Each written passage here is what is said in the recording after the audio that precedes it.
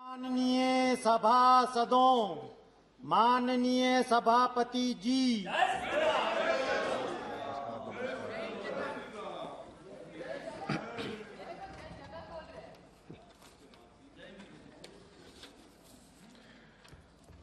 Now matters under Rule 377. First speaker is Shri Subhash Chandra Baharia ji. धन्यवाद सभापति महोदय। भारत देश में आदिकाल से वनवासी बंधुओं का हमारी संस्कृति के संरक्षण, वनों के विकास एवं सुरक्षा तथा कालांतर में स्वराज की स्थापना में भी योगदान रहा है। स्वतंत्रता के बाद संविधान निर्माता डॉक्टर भीमराव अंबेडकर जी एवं संविधान सभा ने संविधान में उनके अधिकारों के संरक्षण तथा बराबरी के लिए सरकारी नौकरियों में अनुसूचित जनजाति के अंतर्गत वनवासी जातियों को सूचीबद्ध कर आरक्षण की व्यवस्था की, परंतु यह ध्यान में आया कि इसका लाभ बड़े पैमाने पर उनको मिल रहा है जो धर्मांतरण कर ईसाई अथवा मुसलमान बन गए। मैं सदन के माध्यम से सरकार का ध्यान आकर्षित करना चाहता हूं कि ऐसे परिवारों को आरक्षण से वंचित किया जाए, क्योंकि इन्हें धर्मांतरण करने से अल्पसंख्यकों को मिलने वाली सुविधाओं का लाभ भी मिल रहा है। इसलिए मैं मांग करता हूं कि अनुसूचित जनजाति के बंधुओं को आरक्षण का पूरा लाभ मिले। इसके लिए आवश्यक है कि धर्म परिवर्तन कर अन्य धर्म स्वीकार कर चुके और इसके कारण जनजाति समाज का हिस्सा नहीं रहे उन परिवारों को आरक्षण का लाभ नहीं दिया जाए। Shri N.K. Premchandran ji. Thank you, Mr. Chairman. Sir, my submission under Rule 377 is relating to the ESI benefits to the Life Insurance Corporation agents. Sir, we are having more than 13 lakhs of LIC agents in the country. Unfortunately, they are not having any welfare scheme or benefit out of the central government scheme. So I would like to make this submission on behalf of the LIC agents. So the LIC agents are the backbone of the LIC, but the Life Insurance Corporation is not ensuring the welfare of LIC agents. Agents are giving wholehearted support to the organization in building up the organization. Sorry. The recent policies adopted by the government are adversely affecting the work of LIC agents. Now the LIC agents are facing various problems. The main issue is the lack of fund for their treatment. The demand of extending the ESI facility to them has not been considered till this date.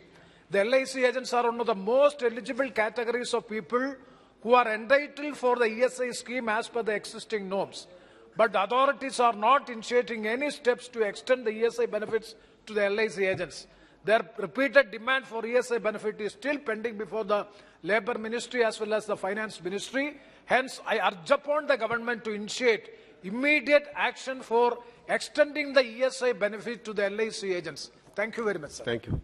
Shri Jayant Sinha ji. Yeah, fine. Shri Nitesh Gangadev ji. Thank you, Chairman, sir. Sambalpur, my parliamentary constituency, is located in the western region of the state.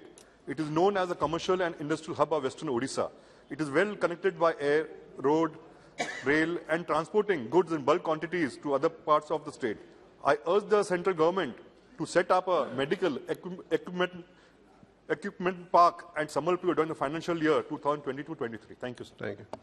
Shri Subrat Patak ji. Shri Nihal Chand Chauhan ji. धन्यवाद सभापति महोदय। सभापति जी, हमारा देश विविधताओं का देश है। पूरी दुनिया में अपने समृद्धि और इतिहास संस्कृति की धरोहर के लिए राजस्थान प्रदेश भी प्रसिद्ध है। दुनिया में लगभग सभी जगह पर्यटन यहाँ पर भ्रमण करने के लिए आते हैं। देश में पर्यटनों की संख्या बढ़ोतरी के लिए हमें नए पर्यटन स्थल विकसित करने की जरूरत है। महोदय, मेरे लोकसभा क्षेत्र श्री गंगानगर में हनुमानगढ़ में मोहनजोदड़ो की सभ्यता जो प्राचीन 5000 साल पूर्व है, वहाँ पे एक भटनेर दुर्ग है जो 17वीं शताब्दी का है, जो ऐतिहासिक और पुरातत्व स्थल ये दोनों ही विकसित करने की जरूरत है। इसके साथ साथ में भारत पाकिस्तान सीमा पर गांव नग्गी, लखा हकम और हिंदुमल कोट, जहां देश की आज़ादी से पहले दिल्ली से लाहौर के लिए ट्रेन चला करती थी, और लखा हकम में आज भी रेलवे स्टेशन मौजूद है। वहां पे कई वीर शहीदों के स्मारक भी है। स्थानीय ग्रामीणों द्वारा सभाएं और देशभक्ति के कार्यक्रमों का समय समय पर वहां पे आयोजन भी करते हैं। इनको भी पर्यटन स्थल के रूप में विकसित करने की जरूरत है। सभापति जी, मेरा आपके माध्यम से केंद्र सरकार से आग्रह है कि इन ऐतिहासिक स्थल को पर्यटन की दृष्टि से विकास किया जाए, ताकि पर्यटन के साथ साथ इस क्षेत्र में रोजगार के अवसर भी बढ़ाए जा सके। धन्यवाद। Thank you. श्री विवेक नारायण शेजवालकर जी। माननीय अध्यक्ष महोदय, देश भर में 15 से 18 आयु वर्ग के किशोर किशोरियों को कोरोना वायरस से बचाव के लिए टीकाकरण अभियान 3 जनवरी को ही शुरू हो गया था। 13 वर्ष के बच्चों के लिए भी टीकाकरण अभियान प्रारंभ हो चुका है। टीकाकरण का उद्देश्य इन सबको कोरोना वायरस के संक्रमण से बचाना है। इस आयु वर्ग के शैक्षणिक संस्थाओं में अध्ययनरत बच्चों को तो ये वैक्सीन लग रहा है, लेकिन इस आयु वर्ग का एक तबका ऐसा भी है जो शैक्षणिक संस्थाओं में नहीं जाता है। देखने में आ रहा है कि यह तबका वैक्सीन लगवाने के प्रति रुचि भी नहीं दिखा रहा है। सरकार इनको वैक्सीन लगवाने के लिए उत्साहित करने के लिए क्या कदम उठा रही है, जिससे सरकार इस आयु वर्ग को वैक्सीन लगवाने के लिए तय किए गए निर्धारित लक्ष्यों को पूरा करने में सफलता प्राप्त कर सके। धन्यवाद। Thank you. श्री दीप सिंह शंकर सिंह राठौड़ जी। श्री भगीरथ चौधरी जी। सभापति महोदय, बहुत बहुत धन्यवाद आपको। मान्यवर, राष्ट्रीय समग्र शिक्षा अभियान, जो कि पूर्व में राष्ट्रीय माध्यमिक शिक्षा अभियान के नाम से संचालित था, एक केंद्र प्रवर्तित योजना है जिसमें केंद्र सरकार एवं राज्य सरकार का हिस्सा 60-40 है।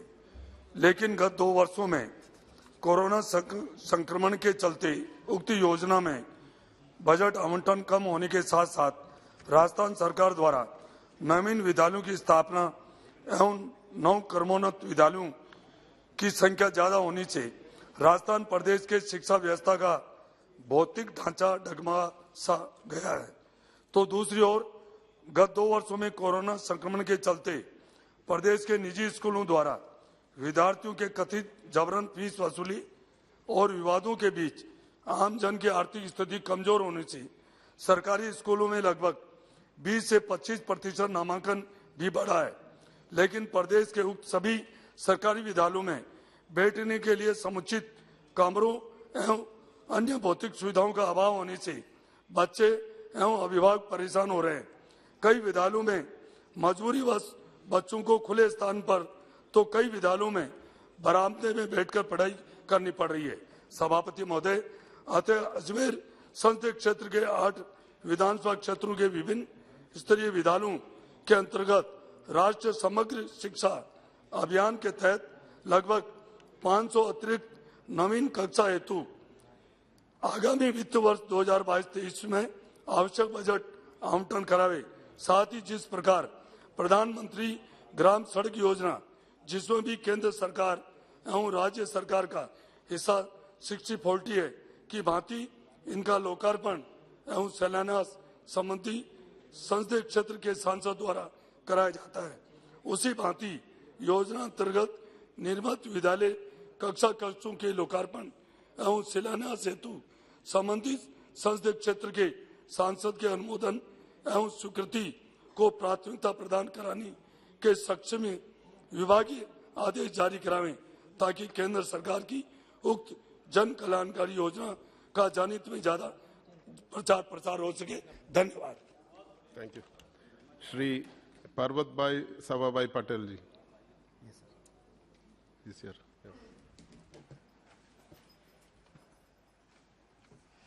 आदरणीय अध्यक्ष महोदय, मेरे संसदीय क्षेत्र बनासकांठा के अंतर्गत LC नंबर B/159, जो कि Bhildi Samdari section railway line पर स्थित है, यहाँ से गुजरात राज्य का हाईवे नंबर 54 जो कि 4 लेन है, ओडिशा तथा थराद के बीच 3 है, इसी LC B/159 से क्रॉस करता है। ज्ञात हो कि ये राज्य की सिर्फ 3 तालुका जो मेरे संसदीय क्षेत्र बनासकांठा के अंतर्गत ही आते हैं, वहां से गुजरती है। यहाँ पर आबादी बहुत है के कारण और ट्रैफिक की अधिक होने के कारण हम रेलवे से ROB के निर्माण की मांग करते आए हैं। गुजरात सरकार ने ROB के निर्माण के लिए 50% राशि की स्वीकृति भी दे दी है, परंतु रेलवे की तरफ से अब तक इस ROB के निर्माण के लिए कोई कार्यवाही नहीं हुई है। इसलिए आपके माध्यम से माननीय मंत्री जी से यह आग्रह है कि रेलवे इस ROB का निर्माण के लिए त्वरित कार्रवाई करे व इस कार्य को शीघ्र पूर्ण किया जाए, जिससे कि मेरे संसदीय क्षेत्र के निवासियों के इसका लाभ मिल सके। Thank you. आभार। Thank you. श्री सुदर्शन भगत जी। सभापति महोदय, जैसा कि आपको विदित है कि मैं झारखंड राज्य की लोहरदगा संसदीय क्षेत्र का प्रतिनिधित्व करता हूं। यह पूरा क्षेत्र वन संपदा से सुसंपन्न है। मैं आपका ध्यान मेरे संसदीय क्षेत्र के गुमला जिले एवं आसपास के राज्यों उड़ीसा और छत्तीसगढ़ के सीमावर्ती जिलों में बहुआयत में पाने जाने वाले साल एवं महुआ के वृक्षों के सदुपयोग के संबंध में आकर्षित करना चाहता हूं। सामान्यतः हम खाद्य तेल के रूप में उत्तर क्षेत्र में सरसों तेल एवं दक्षिण में नारियल तेल पर निर्भर हैं। सरसों का तेल थोड़ा महंगा भी हुआ है। बहुत से घरों में पाम ऑयल भी प्रयोग किया जा रहा है। रिफाइंड ऑयल का भी प्रयोग किया जाता है। मेरे संसदीय क्षेत्र सहित आसपास के जिलों में प्रचुर मात्रा में साल बीज एवं महुआ बीज से खाद्य तेल इसका एक अच्छा स्वास्थ्यवर्धक और सस्ता विकल्प हो सकता है। माननीय सभापति जी, मेरे संसदीय क्षेत्र सहित आसपास के बड़े क्षेत्र में साल के बीजों से निकलने वाले तेल का प्रसंस्करण कर खाद्य तेल के रूप में प्रयोग होते उत्पादन किया जा सकता है। साल बीज के रूप में हमारे पूरे क्षेत्र में वन उत्पाद की उपज होती है, जिसका कोई संग्रह नहीं किया जा सकता व उसकी कोई व्यवस्थित प्रसंस्करण व्यवस्था नहीं है। यही महुआ के वृक्ष का मामला है। महुआ के बीज से भी उत्तम प्रकार का खाद्य तेल निकालता है। अतः इन दोनों उत्पादों के संबंध में कोई प्रसंस्करण उद्योग गुमला में स्थापित किए जाने से इन वन उत्पाद से खाद्य तेल निर्मित किए जा सकते हैं। माननीय महोदय, मेरा आपके माध्यम से सरकार से निवेदन करना चाहता हूं कि झारखंड के गुमला में साल बीज और महुआ बीज से खाद्य तेल बनाने का बड़ा प्रसंस्करण उद्योग इकाई स्थापित किए जाने की आवश्यकता है। अतः सरकार गुमला जिले में इन दोनों साल बीज और महुआ बीज से खाद्य तेल निकालने वाला एक बड़ा कारखाना सरकार स्थापित करे, जिससे स्थानीय लोगों का भी आर्थिक संवर्धन होगा एवं इससे वन उत्पाद का सदुपयोग भी बड़े पैमाने पर हो सकेगा। असहाय जनहित में सरकार इस पर गंभीरतापूर्वक विचार करेगी। धन्यवाद। Thank you. श्री जयंत सिन्हा जी। बहुत बहुत धन्यवाद श्री सभापति महोदय। मैं आपके द्वारा सदन का ध्यान झारखंड की जर्जर स्वास्थ्य व्यवस्था की ओर आकृष्ट करवाना चाहता हूं। कोविड-19 महामारी से झारखंड के स्वास्थ्य ढांचे की असंख्य कमियां उजागर हुई हैं। 2019 की रूरल हेल्थ स्टैटिस्टिक्स रिपोर्ट के अनुसार ग्रामीण और शहरी सार्वजनिक और सामुदायिक स्वास्थ्य केंद्रों में डॉक्टरों के औसतन 50% से अधिक स्थान रिक्त थे। वहीं जिला और उप जिला अस्पतालों में 48% स्थान रिक्त हैं। साथ ही नर्सिंग स्टाफ के कुल 59% स्थान रिक्त हैं। कुल पंजीकृत डॉक्टरों के मामले में झारखंड 19 राज्यों और केंद्र शासित प्रदेशों में सबसे नीचे के 8 नामों में से एक है। वर्तमान में यहां 8000 से अधिक लोगों के लिए एक डॉक्टर हैं, जबकि WHO का मानक प्रति 1000 लोगों पर एक डॉक्टर का है। संविदा कर्मचारियों के लिए भर्ती अभियान के बावजूद झारखंड सरकार डॉक्टरों और चिकित्सा कर्मचारियों की भर्ती करने में विफल रही है। प्रोत्साहन की कमी, अनुचित नीतियां और खराब कामकाजी परिस्थितियों के कारण ग्रामीण क्षेत्रों में स्थित विशेष रूप से खराब है। राज्य सरकार की विफलताओं के कारण हमारे लोग कोविड-19 महामारी के दौरान बहुत अधिक पीड़ित हुए हैं। मैं आपके माध्यम से झारखंड सरकार से अपनी व्यवस्थाओं को तुरंत ठीक करने और स्वास्थ्य कर्मियों के लिए मजबूत व सुविधा युक्त व्यवस्था बनाने की अपील करता हूं। Thank you. Shri Sanjay Ramchandra Patil ji is not here. Shri Sudhakar Tukaram Shrangare ji. अध्यक्ष महोदय, प्रधानमंत्री आवास योजना ग्रामीण योजना के कंप्यूटर सॉफ्टवेयर में कतिपय तकनीकी खराबियों के कारण काफी समय से योजना के अधीन योग्य व्यक्तियों को इस योजना का लाभ नहीं मिल पा रहा है। मुझे संबंधित अधिकारियों से पता लगा है कि सॉफ्टवेयर में गड़बड़ी के कारण बड़ी संख्या में योग्य दावेदारों के आवेदन अस्वीकृत हो रहे हैं। उदाहरण के लिए मेरे लातूर जिले में योजना के तहत 1,52,079 आवेदनों में से कंप्यूटर में से बड़ी संख्या में पात्र व्यक्तियों को अर्थात 32,276 अभ्यर्थियों के आवेदन अस्वीकृत कर दिए गए हैं। हालांकि इस योजना के दिशा निर्देश के तहत इनमें अधिकांश अभ्यर्थी आवास के लिए सभी तरह की पात्रता रखते हैं। राज्य स्तर से अधिकारी सॉफ्टवेयर में इस तकनीकी खराबी के ठीक करने के लिए असमर्थ है। बड़ी संख्या में योग्य पात्र अभ्यर्थियों के आवेदन अस्वीकार होने के कारण यह आम जनता में भारी असंतोष पैदा हो गया है। इस सदन से माध्यम से मेरा सरकार से अनुरोध है कि इस संबंध में तत्काल आवश्यक सुधारात्मक कदम उठाए जाए तथा सॉफ्टवेयर में आई तकनीकी खराबी को अतिशीघ्र ठीक किया जाए तथा इस सुनिश्चित किया जाए कि योजना के अधीन पात्र सभी उम्मीदवारों को प्रधानमंत्री आवास योजना ग्रामीण का लाभ मिलना सुनिश्चित किया जाए। धन्यवाद। Thank you. श्री रमेश बिदुरी जी। अध्यक्ष जी, बहुत बहुत धन्यवाद, आपने मुझे बोलने का मौका दिया। अध्यक्ष जी, मैं आपके माध्यम से सदन एवं विशेषतः माननीय विधि एवं न्याय मंत्री जी का ध्यान एक गंभीर विषय की ओर केंद्रित करना चाहता हूं। माननीय अध्यक्ष जी, यह पहले भी देखने में आया है कि दिल्ली में जैसे मस्जिदों के मौलवियों को, मुजाहिदीन को तो वेतन मिलता है, परंतु मंदिर के पुजारियों को नहीं मिलता। ये डिस्क्रिमिनेशन दिल्ली का मुख्यमंत्री कर रहा है। इसी प्रकार से संविधान के अनुच्छेद 16 के अनुसार सभी नागरिकों को समान रूप से अवसर मिलना चाहिए। इसी अनुच्छेद के अनुसार लोक सेवा नियुक्तियों में संपूर्ण देश में पिछड़ी जाति को 27% आरक्षण का प्रावधान है। पिछड़ी जातियों को आरक्षण मिलने से समाज में उनका स्तर बढ़ता है। देश के प्रधानमंत्री जी ने ओबीसी कमीशन को भी संविधान का दर्जा इसीलिए दिया कि उनकी आबादी 50% से ज्यादा है तो वो भी उसी स्थिति में आ सकें। दिल्ली में 50% ओबीसी लोग रहते हैं। हाल ही में दिल्ली जुडिशल सर्विसेज और दिल्ली हायर जुडिशल सर्विसेज में नियुक्ति के लिए विज्ञापन प्रकाशित किया गया है। दिल्ली जुडिशल सर्विसेज में कुल 123 और दिल्ली हायर जुडिशल सर्विसेज में कुल 45 रिक्तियों के लिए विज्ञापन प्रकाशित हुआ है। देश में अन्य राज्यों में अनुच्छेद 16(4) के अनुसार ओबीसी को 27% आरक्षण दिया जा रहा है, परंतु दिल्ली सरकार द्वारा ये डिस्क्रिमिनेशन जो हो रहा है उसके कारण उसका नोटिफिकेशन नहीं किया गया है।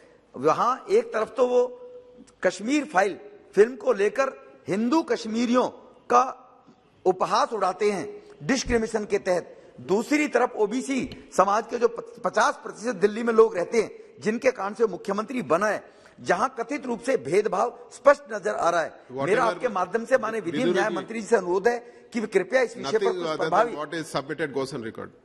व्हाट यू हैव ऑलरेडी, जो आपने पहले जो लिख के दिया वही पढ़ना है।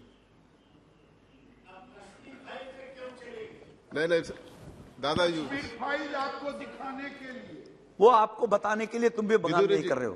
प्लीज कृपया आपके माध्यम से माननीय विधि न्याय मंत्री से अनुरोध है कि वे कृपया इस विषय पर कुछ प्रभावी कदम उठाएं जिससे संविधान के अनुच्छेद 14 में प्रदान किए गए समानता के अधिकार का पालन सुनिश्चित हो तथा दिल्ली जुडिशियल सर्विसेज में ओबीसी के 27% आरक्षण को लागू करवाया जाए, जिससे दिल्ली राजधानी में रह रहे अन्य पिछड़ी जाति के लोगों को समाज में माननीय प्रधानमंत्री की इच्छा के अनुसार उनका स्तर बढ़ाने में उन्हें अवसर मिल सके। बहुत बहुत धन्यवाद। Thank you.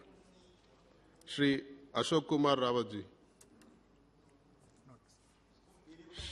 श्री रोदमल नागर जी। धन्यवाद सभापति महोदय। मेरे लोकसभा क्षेत्र राजगढ़ एवं उसके आसपास के नजदीक जिलों जैसे शाजापुर, आगर, गुना आदि जिलों में लगभग सभी प्रकार की फसलें उगाई जाती है। इन क्षेत्रों की 80% जनता का जीवन कृषि पर ही निर्भर है। हमारे क्षेत्र राजगढ़ में 4 राष्ट्रीय राजमार्ग, 2 रेलवे लाइन जंक्शन भी प्रारंभ हुए हैं। साथ ही शासकीय जमीन एक ही स्थान पर 2000 हेक्टेयर उपलब्ध है, जहां बड़े बड़े बांध बनने के कारण 3.5 लाख हेक्टेयर जमीन नई सिंचित होगी। राजगढ़ जिले में कई मध्यम एवं बड़ी सिंचाई परियोजनाएं प्रारंभ हुई हैं तथा कई पर कार्य चल रहा है, जिससे क्षेत्र की कृषि सघनता बढ़ाने हेतु कृषि के माध्यम से युवा उद्यमी कृषक समूह निर्माण करने के लिए एक कृषि प्रसंस्करण एवं अनुसंधान केंद्र खोले जाने की अति आवश्यकता है। राजगढ़ संसदीय क्षेत्र औद्योगिक दृष्टि से भी अत्यंत पिछड़ा हुआ है। हमारे माननीय प्रधानमंत्री जी ने आकांक्षी जिले में शामिल किया है, इसलिए क्षेत्र को कृषि आधारित अर्थव्यवस्था और अधिक रोजगार मूलक बनाने हेतु पौधों की खेती एवं प्रसंस्करण को बढ़ावा मिलना चाहिए। अतः कृषक हित में क्षेत्रवासियों की आकांक्षाओं के अनुरूप राजगढ़ जिले में कृषि प्रसंस्करण एवं अनुसंधान केंद्र खोले जाने की स्वीकृति प्रदान करने की कृपा करेंगे। धन्यवाद। Thank you. Shri doctor Rampati Ram Tripathi ji. माननीय अध्यक्ष महोदय, मैं सदन के माध्यम से माननीय रेल मंत्री जी को अवगत कराना चाहता हूं। मेरे निर्वाचन क्षेत्र देवरिया उत्तर प्रदेश में रेलवे का जो देवरिया सदर रेलवे स्टेशन मेरे निर्वाचन क्षेत्र के अंतर्गत स्थित है। देवरिया सदर रेलवे स्टेशन पूर्वोत्तर रेलवे मंडल वाराणसी के अंतर्गत आता है। वहाँ स्टेशन के पूर्वी छोर पर माल गोदाम स्थित है। पूर्व में जब माल गोदाम स्थापित हुई तो शहर की आबादी कम थी। आज वर्तमान में शहर का बहुत विस्तार हुआ और माल गोदाम घनी आबादी के अंतर्गत आ गया, जिससे वहाँ पर भारी वाहन खड़े होते हैं तथा आते जाते हैं। उससे वहाँ घंटों तक रास्ता जाम होता है एवं लोगों का आवागमन अवरुद्ध होता है, जिससे लोग आक्रोशित होते हैं। इसकी स्थानांतरित करने की बात समय समय पर की गई और अधिकारी व्यवहारिक रूप से सहमत भी हैं, लेकिन उस पर कार्यवाही करने में बहानेबाजी करते हैं, आर्थिक कारण बताते हैं। जनभावना और शहर की परिस्थिति को देखते हुए मेरा सदन के माध्यम से माननीय रेल मंत्री जी से आग्रह है कि इस माल गोदाम को अहिल्यापुर या नून खार जो रेलवे का स्टॉपेज है वहाँ पर पर्याप्त स्थान भी है। आग्रह है माल गोदाम को अहिल्यापुर या नून खार में स्थानांतरित करने का कष्ट करें, जिससे जन भावनाओं का सम्मान हो और इस समस्या का समाधान हो। धन्यवाद। Thank you. Shri Ravneet Singh ji. Thank you, Chairman Saab. As per recent report of the United Nations Intergovernmental Panel of Climate Change, IPCC, India is likely to face extreme weather conditions due to climate change on almost all fronts, including rising sea levels and groundwater scarcity in future. This may lead to a fall in crop production beside a rise in health hazards. The report warns that our country will be one of the countries to be most economically harmed due to climate change. Climate change is impacting every part of India, which is extremely worrying. As per the report, the heat and humidity is likely to pass limits of human survival in India. Beside huge fall in yield of wheat, pulses and cereals, fishery sector is also expected to be adversely affected, thus endangering food security. The government needs to take strong measures to spread awareness and fight against climate change in the country. The government also needs to recognize the compounding nature of disasters such as cyclones, with heat waves and urban droughts, and develop a comprehensive plan to combat climate change. There is also a need to aggressively push for support from developed countries to fight the climate hazard being faced by our country. Thank you, sir. Thank you. Shri Deepak Beji. माननीय chairman साहब, मेरा क्षेत्र बस्तर, दंतेवाड़ा, बीजापुर, सुकमा नक्सल प्रभावित क्षेत्रों के सैकड़ों गांवों से हजारों आदिवासी अपने घर और गांव छोड़कर अपने सीमावर्ती प्रदेश आंध्र प्रदेश और तेलंगाना पलायन कर गए थे। लगभग 15 से 16 वर्ष पूर्व पलायन कर आंध्र प्रदेश एवं तेलंगाना में बसे आदिवासियों को अब यहां की सरकारें अपने राज्यों से कथित रूप से जबरन निकाल रही है, उनके घर तोड़े जा रहे हैं। ये आदिवासी भय के साये में जीने के लिए विवश हैं। इन आदिवासियों को फिर पलायन हेतु बाध्य किया जा रहा है। उक्त परिस्थितियों को गंभीरता से लेते हुए छत्तीसगढ़ सरकार ने जिला प्रशासन की टीम गठित की है ताकि उन आदिवासियों को चिन्हांकित कर मदद कर सके।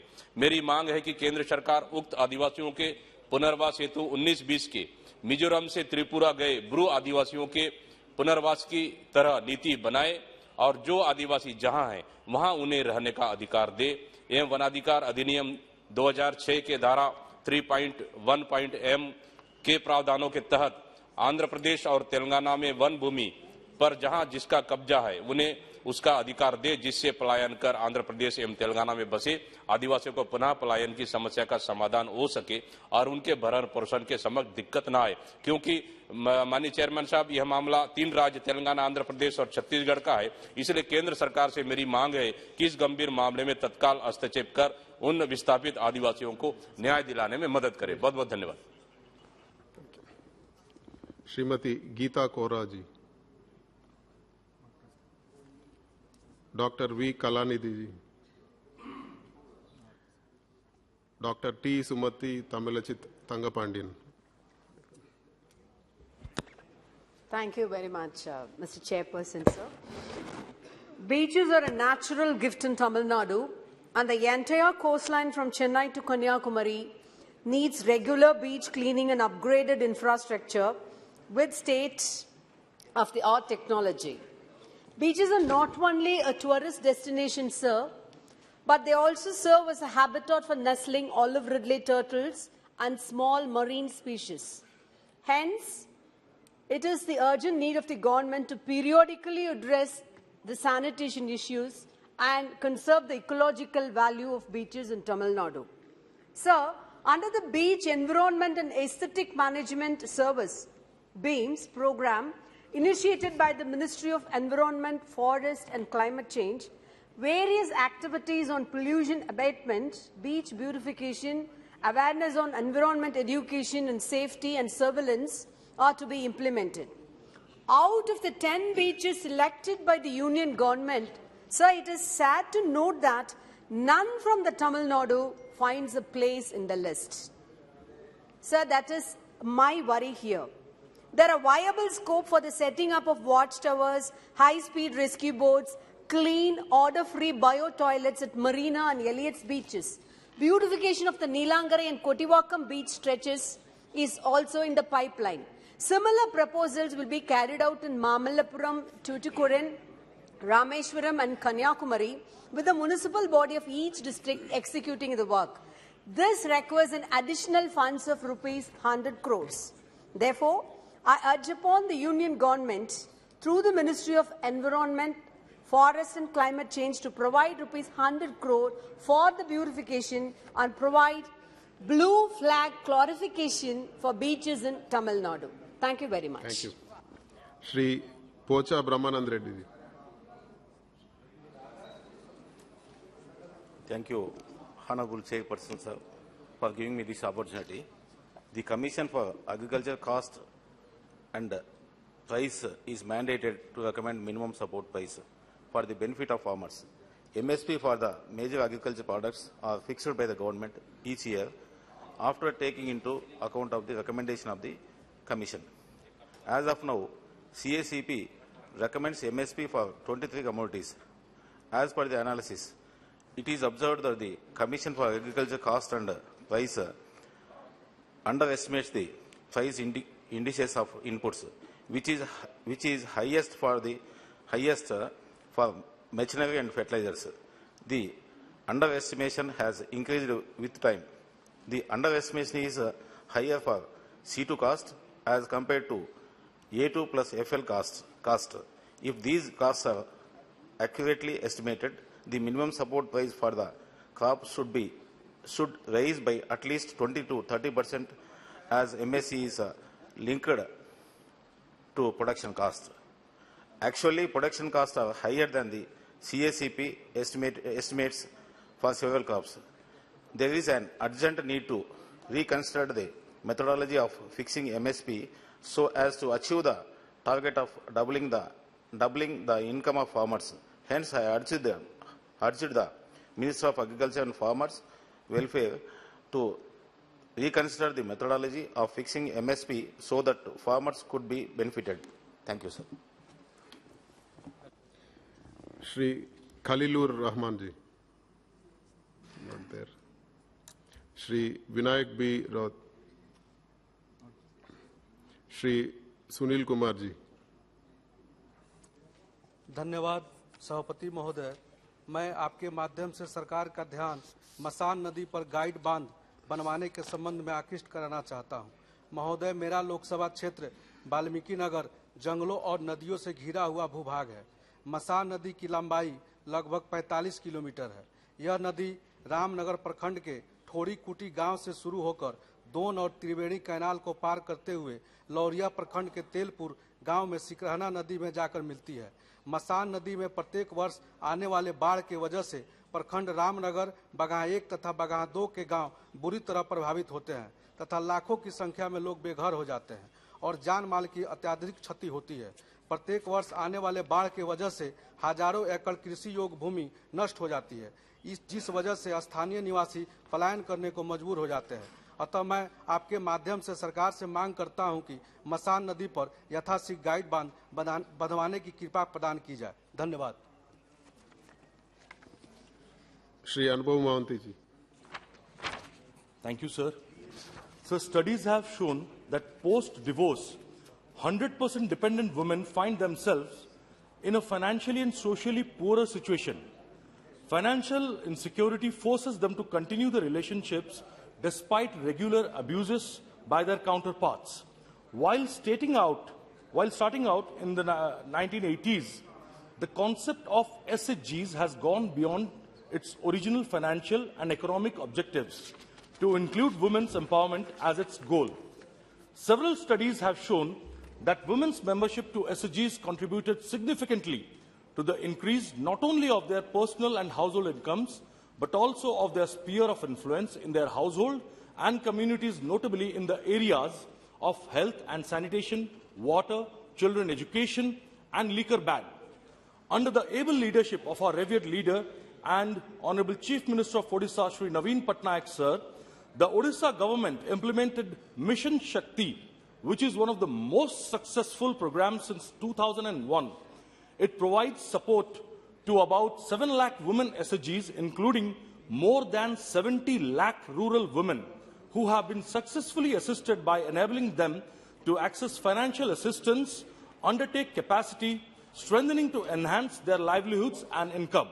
Hence, through you, sir, I would like to request the central government to consider allotment of a special fund for women's SHGs in Odisha, which will enable them to secure their livelihood, sir. Thank you so much, sir. Jai Hind. Thank you.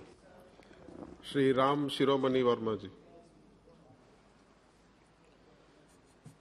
सभापति महोदय, आपने नियम 377 के अधीन सूचना पर बोलने का अवसर दिया, आपको बहुत बहुत धन्यवाद।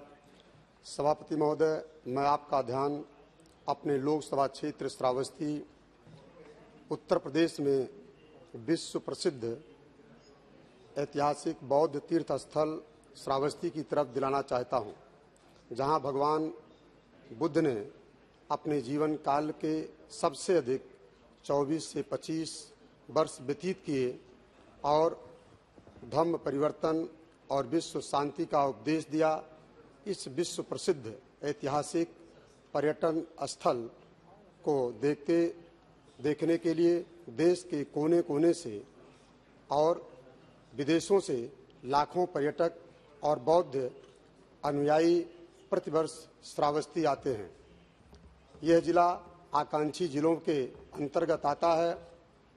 2 साल पहले नागर विमानन मंत्रालय द्वारा श्रावस्ती एयरपोर्ट को चालू करने की घोषणा की गई थी, जिसका निर्माण का कार्य काफी समय से धीमी गति से चल रहा है।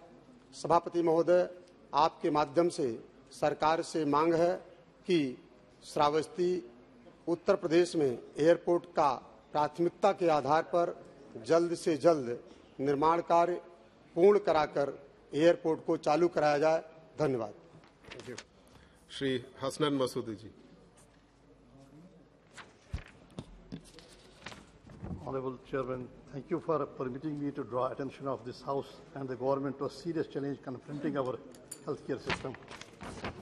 Sir, childhood cancer of late has emerged as a grave cause of grave concern. Each year, an estimated 500,000 children below age of 19 develop cancer. 1/6 of such cases are reported in India. Though childhood cancer cases, mostly in case of girl child, are suspected to be underreported. The most common types of the childhood cancer reported include leukemia, brain cancers, lymphomas, neuroblastoma, and what you have submitted under 377, you have to read that only, please. The matter is different. What you that is precisely. While in developed countries, you want a with high copy? I income, can send you a copy. Please hand over him a copy. While in developed countries, Please high hold your income, speech for a minute. Is there any You can just read that. Is That there is any what change in the subject? No, what you have written. Just elaborate with more states. What you have written, you have to read it While out. in developed countries with high income, better health care, is that written there? Facilities and accessibility, timely diagnosis. 80% of children with cancer are cured. The recovery rate in low and middle income countries like India, the recovery rate is as low as 30%. Please read what you have submitted. Whatever is written will go on record. Only 30% of the patients. Sir, it is same subject. I don't deviate. You from can't it. change the subject. So The no, rule no, of the House is that you can't change the subject. We have to not change it. Not change it. Just 30%. I'm sorry, you can't change the subject. What you have submitted. Only 34% of. Yeah, this is same. See, in this. Only about 7,000. You have to read line by line 70, what you have submitted. Please go to it. About 76,805 children each year are diagnosed to be suffering from cancer. Only 34% of such patients reach hospital, and overall survival rate of such patients is less than 20%. Yes. Is that same? The developed countries have a different story to tell. The survival rate is up to 80%. Same? And in high income or developed countries, on the other hand, 60% or 66% of the children with cancer who do not get it diagnosed or make it to the treating centers do not survive. Recently, on the eve of International Childhood Cancer Day, we were reminded of the bridge to bridge the gap in healthcare and ensure early detection of child cancer to combat healthcare inequity. Sir, so we have to make an effort to bridge this gap in childcare in developed countries and underdeveloped countries and in developed countries like India and mostly developed countries. So what we need to do is that we have to strengthen our healthcare system and set up health center facilities at least at regional level. Timely diagnosis, telehealth, teleconsultation, telemedicine and IT tools that need to be integrated with the medical and provide medical advice to the patients with attendance. Thank you. Thank you, Chairman, sir, for giving me this opportunity. The Honorable Finance Minister in her budget speech of 2021-22 in para 67 had mentioned that the city gas distribution scheme will be extended to another 100 cities in India in the next 3 years.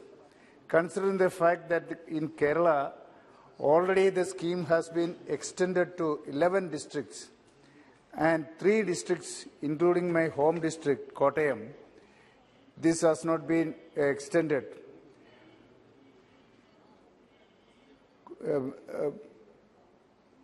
Kottayam, Idukki and Pathanamthitta are the districts which are adjacent to the already selected districts.